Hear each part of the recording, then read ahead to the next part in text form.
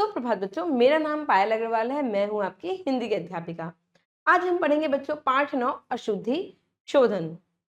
अशुद्धि शोधन क्या है बच्चों?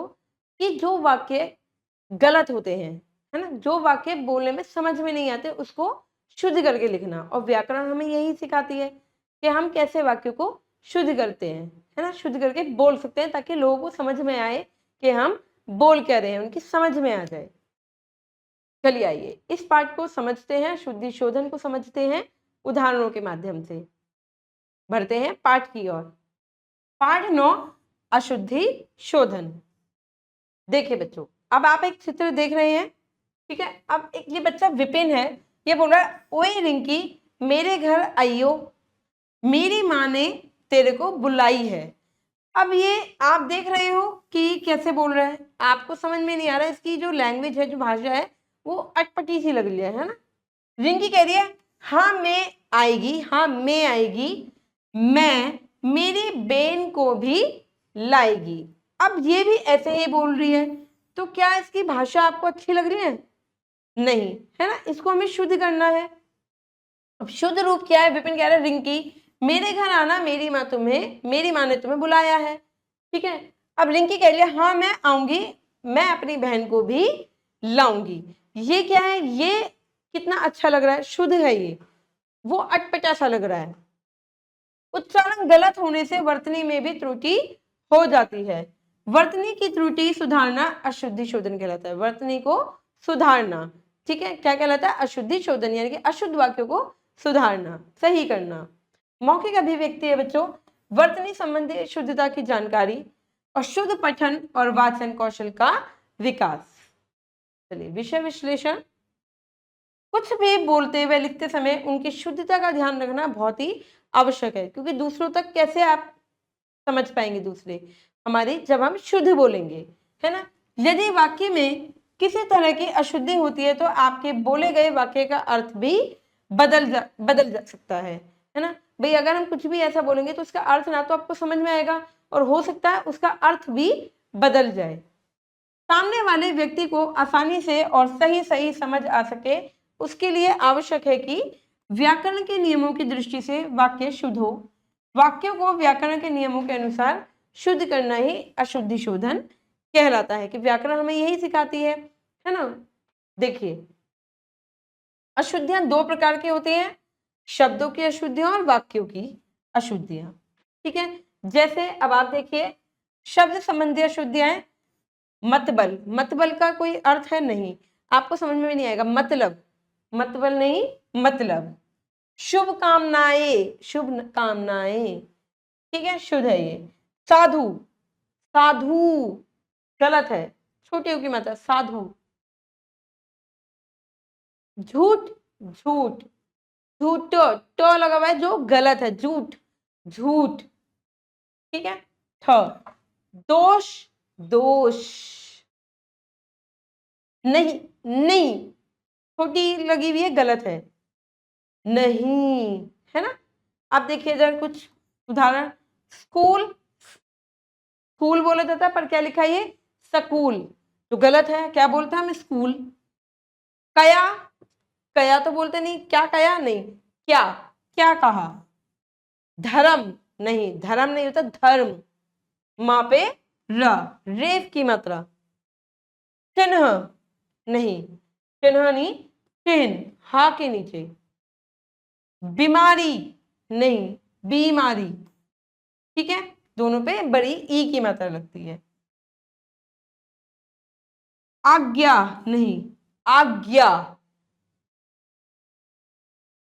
युग नहीं, युद्ध, युद्ध, ठीक है बच्चों। इधर देखिए वायु, बड़े ऊ की मात्रा नहीं लगती वायु पे, छोटी ऊ की मात्रा लगती है वायु। देखिए पर्वत, पर्वत नहीं होता, पर्वत होता है, ठीक है, वह पे र लगता है। बाजार, बाजार नहीं, बाजार नहीं होता, बाजार होता है, आ की मात्रा ब के बाद भी आती है, ठीक है।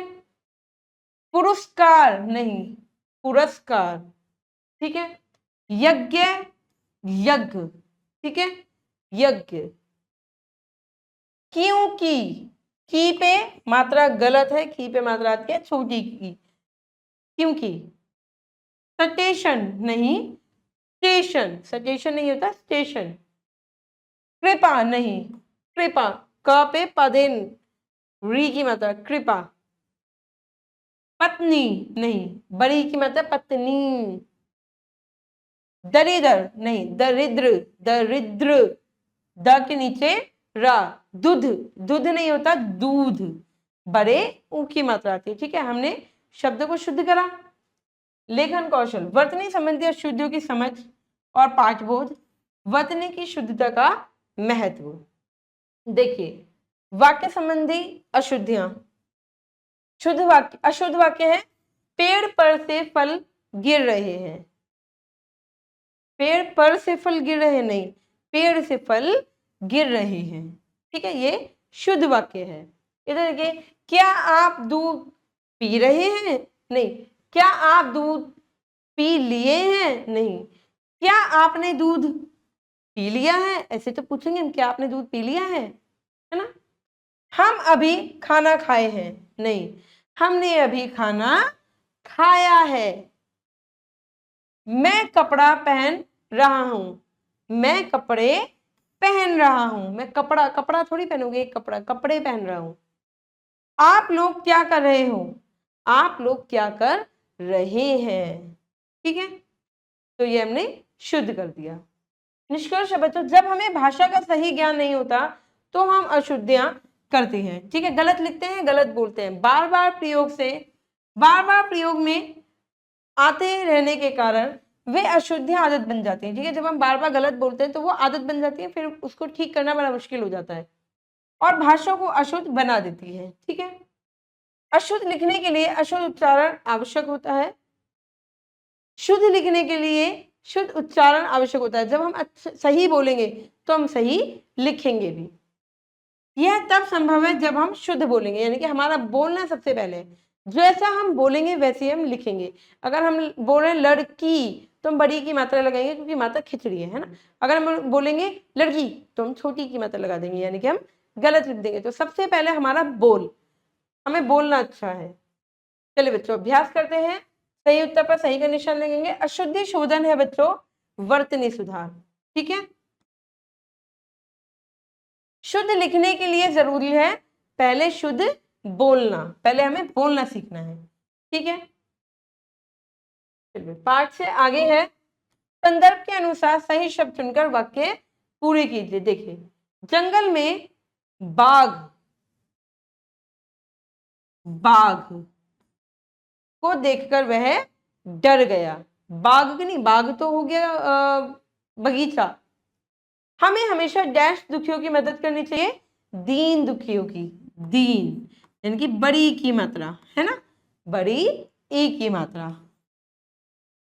दिन तो हो गया दिन, आज का दिन।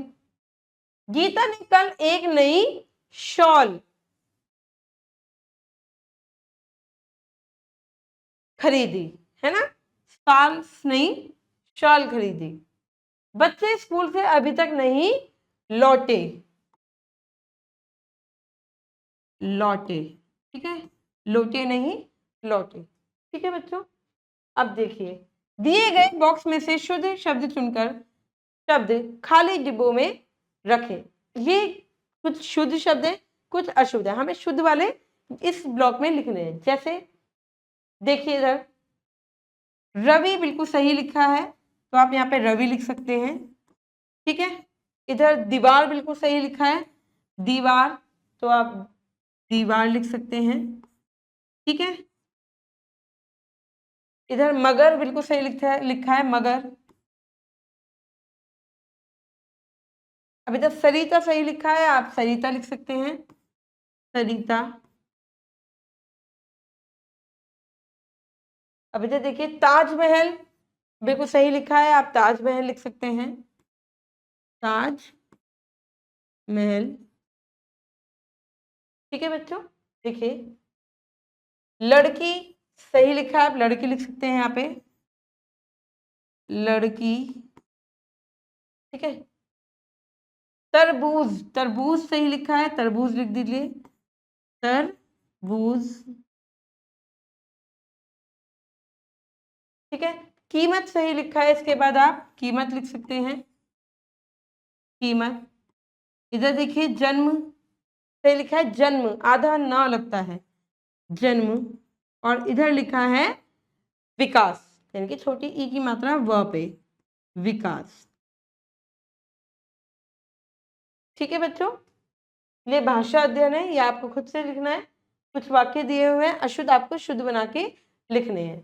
ठीक है बच्चों, ये आपकी गतिविधि है, ये आपको खुद से लिखनी है।